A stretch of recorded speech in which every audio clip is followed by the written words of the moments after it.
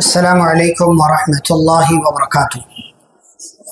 بسم اللہ الرحمن الرحیم، الحمد للہ رب العالمین وبہ نستعین والصلاة والسلام علی رسولہ الامین نبینا محمد وعلی آلہ واصحابہ اجمعین ومن تبعہم بإحسان الی یوم الدین، اما بعد۔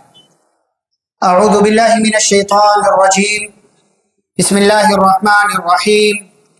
ان ابراہیم کان امۃ قانتا للہ حنیفا ولم یک من المشرکین شاکرا لانعمہ اجتباہ وہداہ الی صراط مستقیم وآتیناہ فی الدنیا حسنہ وانہ فی الآخرۃ لمن الصالحین ثم اوحینا الیک ان اتبع ملۃ ابراہیم حنیفا وما کان من المشرکین۔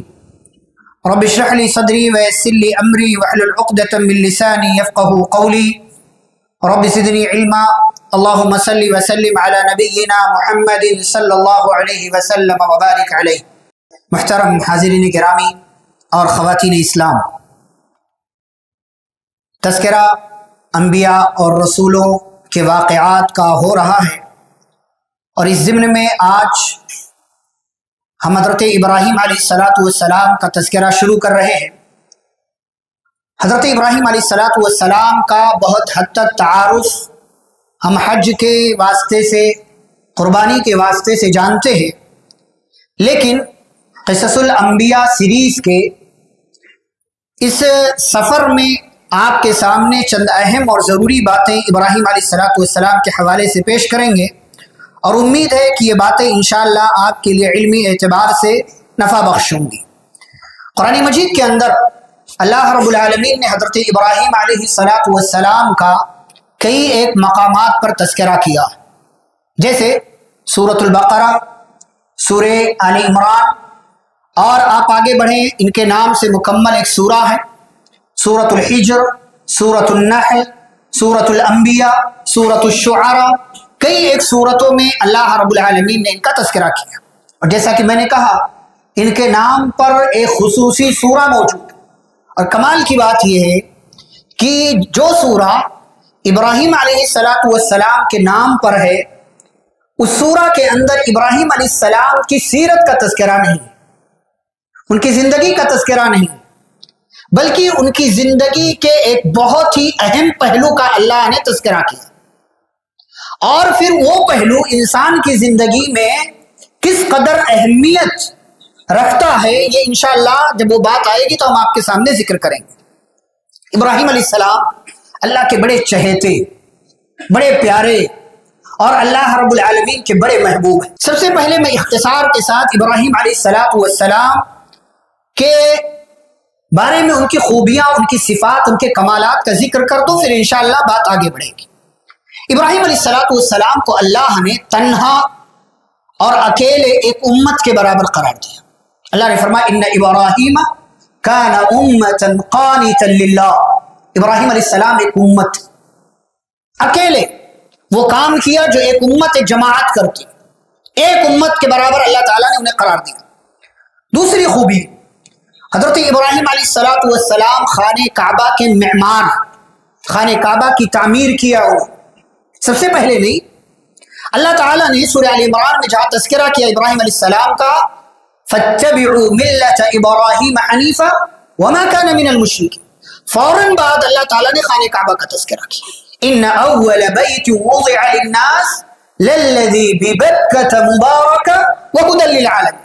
سب سے پہلا گھر جو دنیا کے اندر بنایا گیا وہ مکہ میں ہے، یعنی خانہ کعبہ، جو مبارک، جو کائنات کے لوگوں کے لیے ہدایت کا مرکز ہے، سینٹر ہے، فیہ آیات بینات، جس کے اندر بڑی نشانیاں ہیں، جس کے اندر مقام ابراہیم ہے، ومن دخلہ کان آمنا، اور جو وہاں داخل ہو جائے اس کے لیے امن ہی امن ہے، اس کے لیے سکون ہی سکون ہے۔ اللہ رب العالمین نے حضرت ابراہیم علیہ السلام سے خانہ کعبہ کی تعمیر کا کام لیا، لیکن سب سے پہلے خانہ کعبہ کی تعمیر کس نے کیا؟ اس سلسلے میں علماء کے درمیان اختلاف، بعض لوگوں نے کہا فرشتوں نے کیا، بعض لوگوں نے کہا کہ آدم علیہ السلام نے کیا، لیکن حضرت آدم علیہ السلام سے اللہ نے خانہ کعبہ کی تعمیر کا کام لیا، اور باقاعدہ انہیں حکم دیا کہ آپ خانہ کعبہ کی تعمیر کیجئے، کیونکہ اس کے نشانات وغیرہ مٹ چکے تھے اور عمارتیں اگر تھی تو وہ سیدھا ہو چکی تھی۔ تو یہ دوسری خوبی۔ تیسری خوبی کیا ہے؟ حضرت ابراہیم علیہ السلام کی حج کی ابتدا کے محور و مرکز ہے، یہی سے حج کا آغاز ہوتا ہے، جیسا کہ اللہ نے فرمایا وَأَذِّن فِي النَّاسِ بِالْحَجِّ يَأْتُوكَ رِجَالًا، اے ابراہیم آپ لوگوں میں حج کا اعلان کیجئے، لوگ حج کرنے کے لیے پیدل آئیں گے، سواری پر آئیں گے اور یہاں آ کر کے اللہ کا ذکر کریں گے، بہت سارے فائدے حاصل کریں گے۔ چوتھی خوبی کیا ہے؟ ابراہیم علیہ السلام اللہ کے خلیل، اللہ کے دوست۔ اللہ نے کہا وَاتَّخَذَ اللَّهُ إِبْرَاهِيمَ خَلِيلًا، اللہ نے ابراہیم علیہ السلام کو خلیل بنایا، اپنا دوست بنایا۔ پانچویں خوبی ابراہیم علیہ السلام امام الناس، امام الناس، جیسے ہمارے پیارے نبی صلی اللہ علیہ وسلم امام الناس، امام کائنات، پوری کائنات کے امام، ایسے ہی اللہ نے ابراہیم علیہ السلام سے کہا انی جاعلک للناس اماما، اے ابراہیم ہم آپ کو پوری کائنات کے لوگوں کا امام بنا رہے ہیں، امام الناس۔ ایک اور خوبی حضرت ابراہیم علیہ السلام کی صفت، ان کا کمال کیا ہے؟ وہ ابو الانبیاء ہے، نبیوں کے باپ، ان کا ایک ٹائٹل ہے ابو الانبیاء، اس لیے کہ ابراہیم علیہ السلام کے بعد جتنے انبیاء آئے وہ سارے انبیاء ابراہیم علیہ السلام کی نسل سے۔ ابراہیم علیہ السلام کے دو بیٹے ہوئے، ایک اسماعیل علیہ السلام، ایک اسحاق علیہ السلام۔ اسحاق علیہ السلام سے سلسلہ جو چل نکلا، اسحاق کے بعد یعقوب، یعقوب کے بعد یوسف، یوسف کے بعد پھر آگے چل کر کے زکریا، یحییٰ، موسیٰ، عیسیٰ، بہت سارے انبیاء، سارے پیغمبر حضرت اسحاق علیہ السلام کی نسل میں آئے، اور پھر آخر میں پیارے نبی صلی اللہ علیہ وسلم حضرت اسماعیل علیہ السلام کی نسل سے آئے۔ تو اسی لیے ابراہیم علیہ السلام کو ابو الانبیاء کہا جاتا ہے۔ ایک اور خوبی ابراہیم علیہ السلام کی ہے کہ جیسے ہمارے پیارے نبی صلی اللہ علیہ وسلم کے بارے میں اللہ نے کہا لَقَدْ كَانَ لَكُمْ فِي رَسُولِ اللَّهِ أُسْوَةٌ حَسَنَةٌ، اللہ کے رسول صلی اللہ علیہ وسلم کی زندگی میں تمہارے لیے بہترین نمونہ ہے۔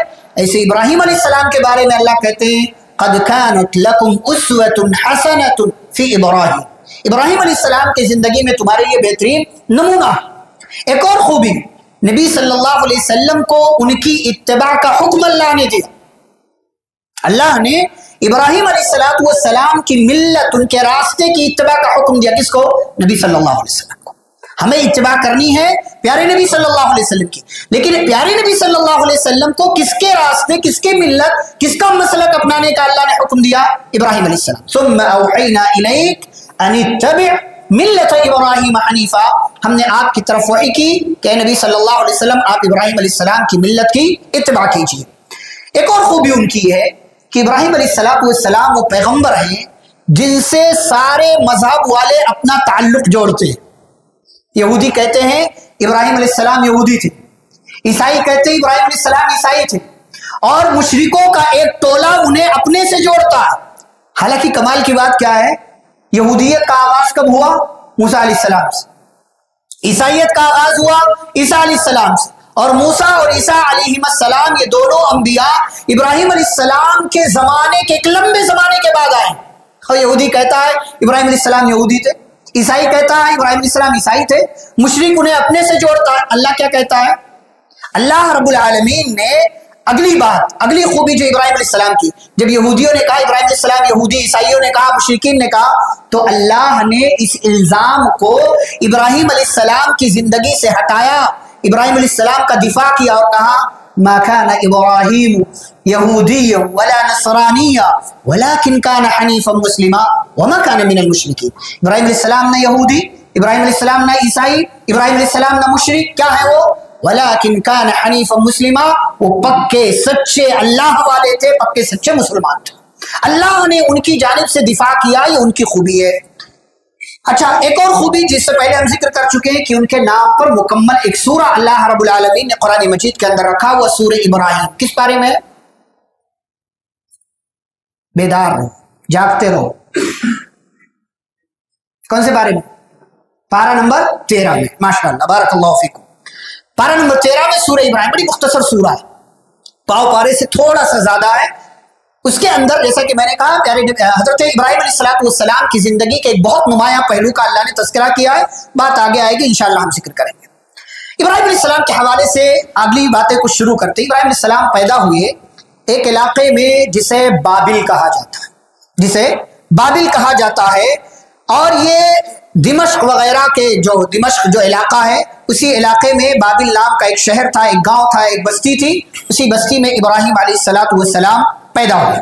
انہی کے زمانے میں ان کے چچا زاد بھائی کے بھتیجے ان کے بھتیجے حضرت لوط علیہ السلام تھے. اللہ تعالیٰ نے ان کو بھی نبی بنایا، ان کو بھی پیغمبر بنایا.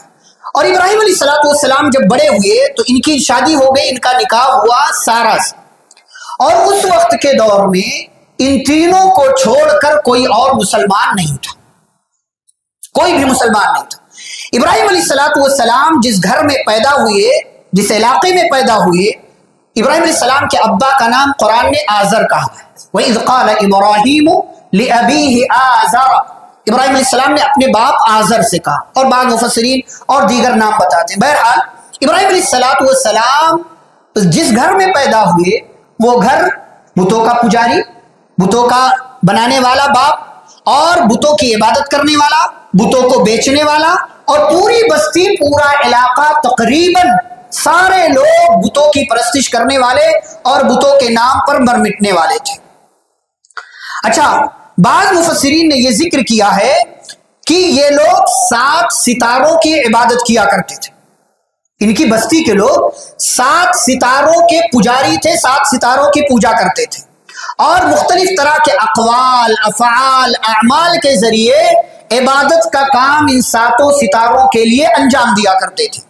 اور اسی وجہ سے جو دمشق کا علاقہ ہے، وہ پورا ایریا، اس کے 7 دروازوں میں سے ہر دروازے پر انہوں نے ستارے کی شکل کا، ستارے کا مجسمہ بنا کر کے اسے دروازے پر لگا رکھا تھا.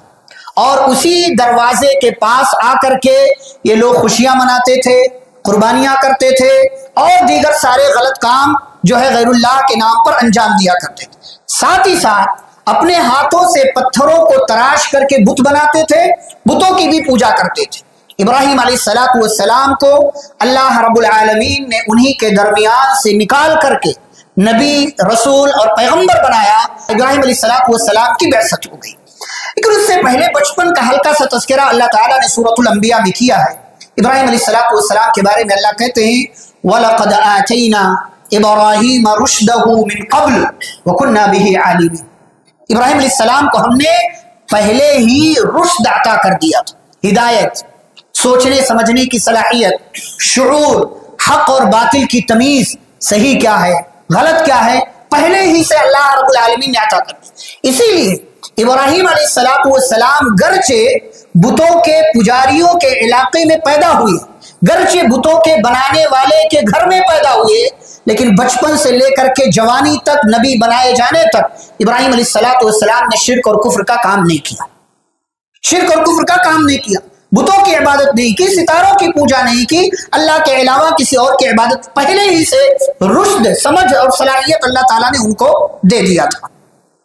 تھوڑے سے بڑے ہوئے ابراہیم علیہ السلام تو اسی رشد، اسی شعور کا استعمال کر کے انہیں یہ اندازہ ہو گیا، بلکہ یقین بھی ہو گیا کہ یہ سارے ستارے، یہ بت، یہ معبود نہیں ہو سکتے. اللہ نے کہا سورۃ الانعام میں وَكَذَلِكَ نُرِي إِبْرَاهِيمَ مَلَكُوتَ السَّمَاوَاتِ وَالْأَرْضِ وَلِيَكُونَ مِنَ الْمُوقِنِينَ.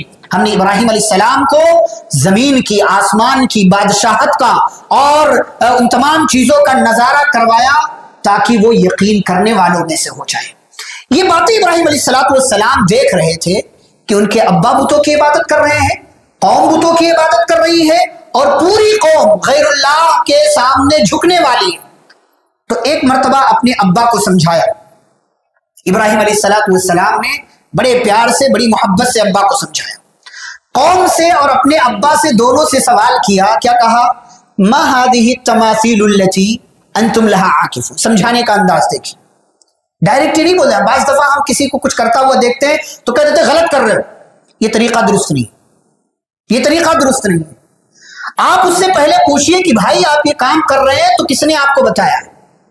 ہو سکتا ہے کسی کے بتانے کی وجہ سے وہ ایسا کر رہا ہو. آپ اس کو پہلے پوچھئے، سوال کیجئے. ابراہیم علیہ السلام نے ڈائریکٹ ہی نہیں کہا قوم سے، اپنے ابا سے، کہ یہ جس کی تم پوجا کرتے یہ غلط ہے. پہلے پوچھا ما هذه التماثيل التي انتم لها عاکفون. بتاؤ یہ مجسمے، یہ سارے بت یہ ہیں کون جن کے سامنے تم جھکتے ہو، رکتے ہو، جن کی عبادت کرتے ہو؟ قوم کے لوگوں نے جواب دیا وہی پرانا جواب، وجدنا آباءنا لها عابدین، کہا اپنے باپ دادا کو یہی کرتا ہوا پایا ہے کہ ہم نے دیکھا ہمارے ابا ہمارے دادا ان کی عبادت کر رہے تھے، ہم نے بھی کرنے لگے، ہم بھی کرنے لگے ان کی عبادت۔ ابراہیم علیہ السلام نے کہا اگر بات تمہاری یہی ہے، تمہارے پاس ہی پھسپھسی سی دلیل ہے کہ اپنے باپ دادا کو کرتے ہوئے دیکھا کر رہے ہو، تو سنو، لقد کنتم انتم وآباؤکم فی ضلال مبین، تم بھی، تمہارے باپ و دادا سب کے سب یقیناً کھلی ہوئی گمراہی میں۔ پہلے سوال کیا، سامنے سے جواب ملا، تب کہا کہ تم لوگ غلط ہو اور یہ سب کی سب گمراہی کی چیزیں ہیں، ان سے بچاؤ۔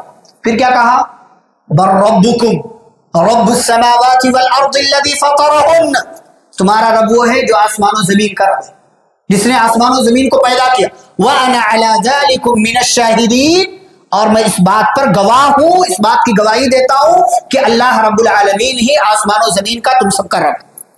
اچھا، اگلی بات، ہمارے ہاں کچھ لوگوں کو یہ لگتا ہے کہ ابراہیم علیہ السلام نے پہلے ستارے کو رب مانا، وہ ڈوب گیا تو کہا ستارہ میرا رب نہیں، چاند کو رب مانا تو کہا چاند میرا رب نہیں جب وہ ڈوب گیا، سورج کو رب مانا، یہ غلط بات ہے۔ ابراہیم علیہ السلام نے کبھی ستارے کو رب مانا ہی نہیں، کبھی چاند کو رب مانا ہی نہیں۔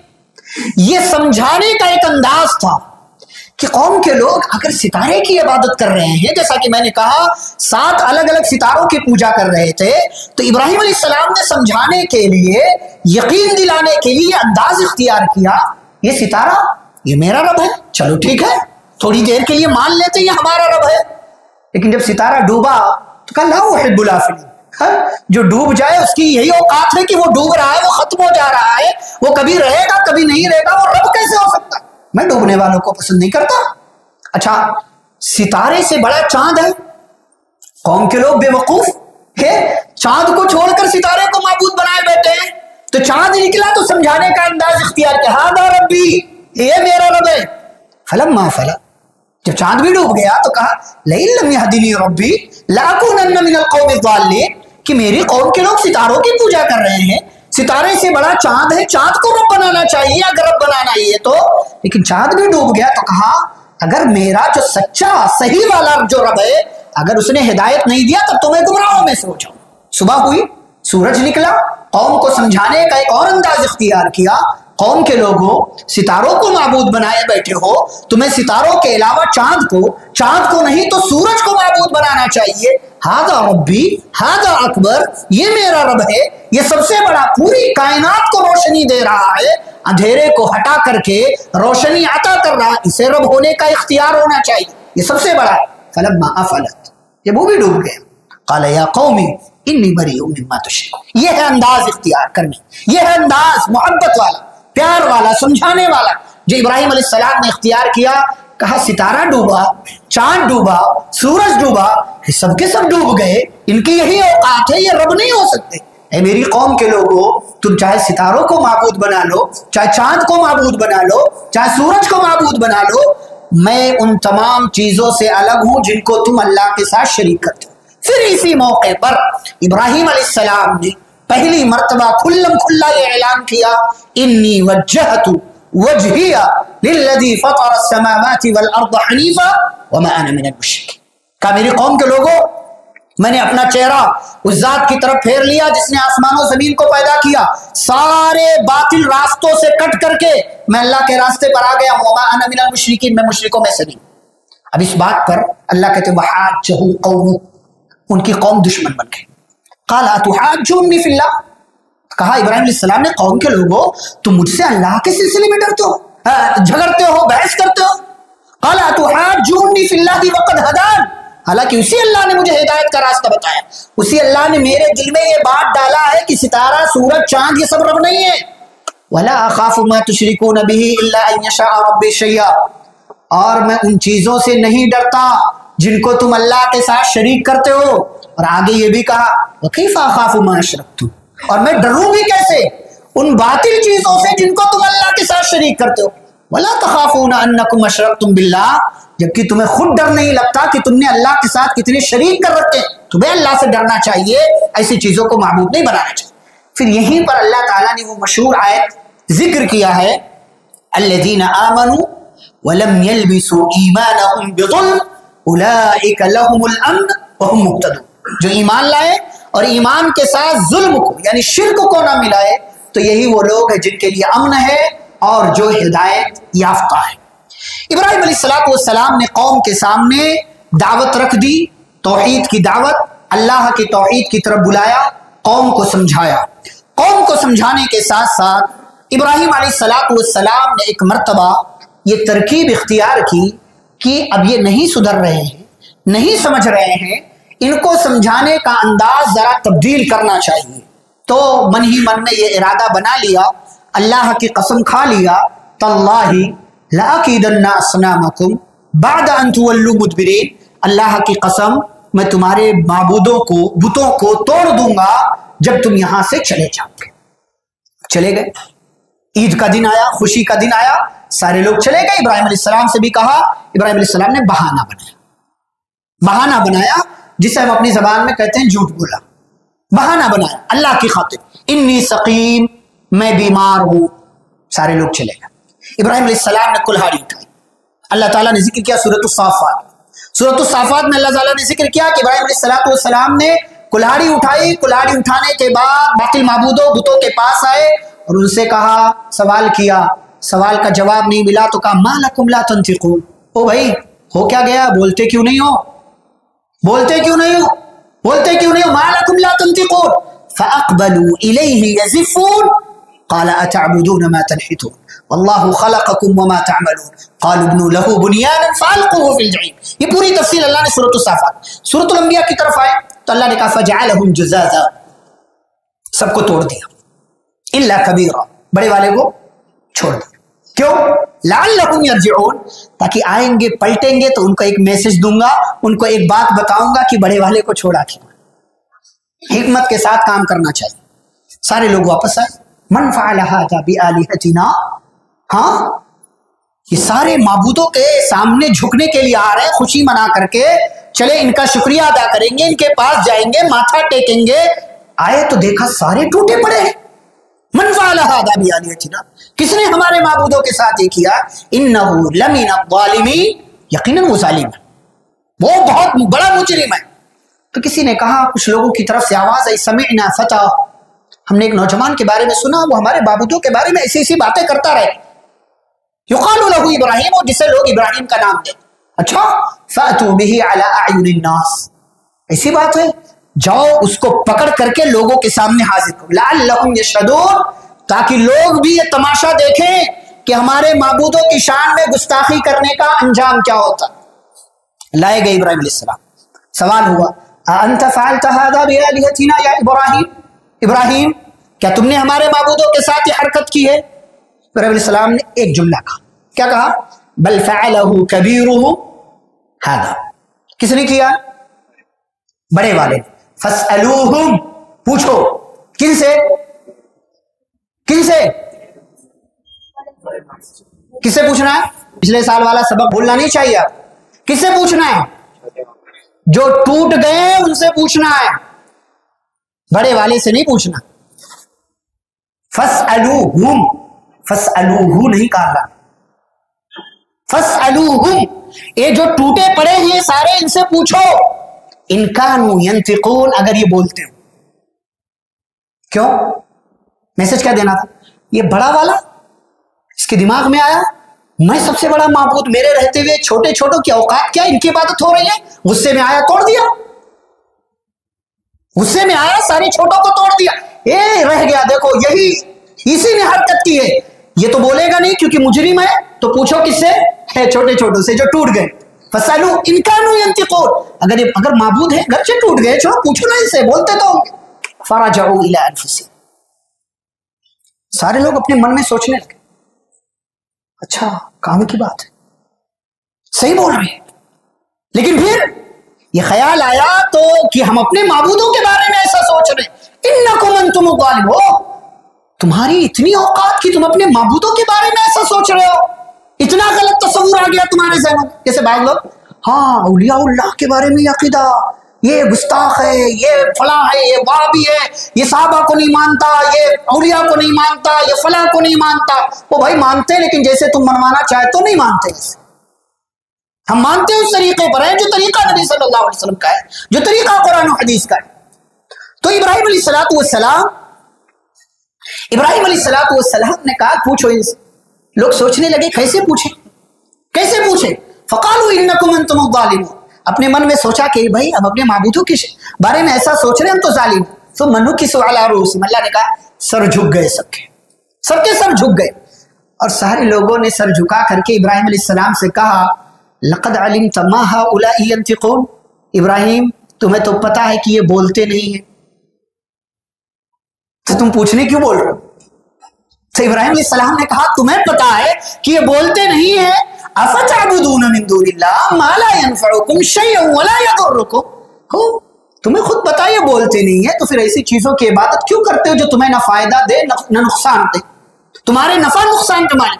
اف لکم، افسوس ہے تم پر، وَلِمَا تَعْبُدُونَ مِن دُونِ اللَّهِ، اس پر افسوس ہے جن کی تم اللہ کو چھوڑ کر عبادت کرتے ہو۔ افلا تعقلون، عقل وقل نہیں ہے، اللہ نے عقل نہیں دی ہے، سمجھنے کی صلاحیت نہیں دی ہے۔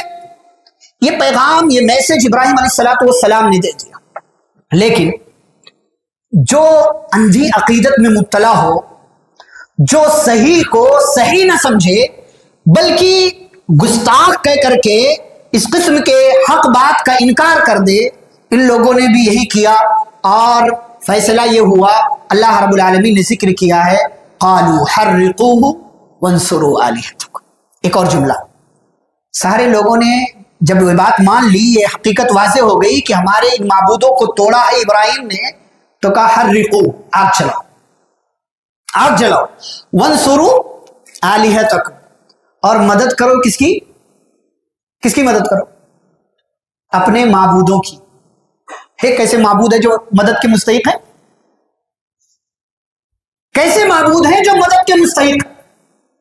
ہاں، جیسے وہ مطلب سمجھانے کا انداز، علامہ البانی رحمہ اللہ کے پاس ایک مناظرہ کا موقع آیا کہ ایک بندہ ایسا جو کہتا ہے مجھے غیب کا علم ہے، ایک بندہ ایسا ہے جو کہتا ہے کہ میں غیب جانتا ہوں، تو علامہ البانی نے کہا ٹھیک ہے مناظرہ کر لیتے ہیں۔ بندہ وہ حاضر ہوا، علامہ البانی رحمہ اللہ بھی پہنچے، اور جب بات شروع ہوئی تو علامہ البانی رحمہ اللہ نے کہا ٹھیک ہے میں مناظرہ کروں گا لیکن میری ایک شرط ہے۔ تو سامنے والا کہتا ہے کیا شرط ہے؟ تو کہا تم کیسا غیب کا جاننے کا دعویٰ کرتے ہو، میری شرط کے بارے میں ہی تمہیں معلوم نہیں ہے۔ یعنی اگر تم غیب جانتے ہو تو میری والی شرط تو تمہیں جاننا چاہیے نا۔ وہی فوراً وہ مناظرہ ہار گیا۔ سارے لوگوں کو یہ حقیقت واضح ہے کہ بس خالی گولی باتیں کرتا ہے۔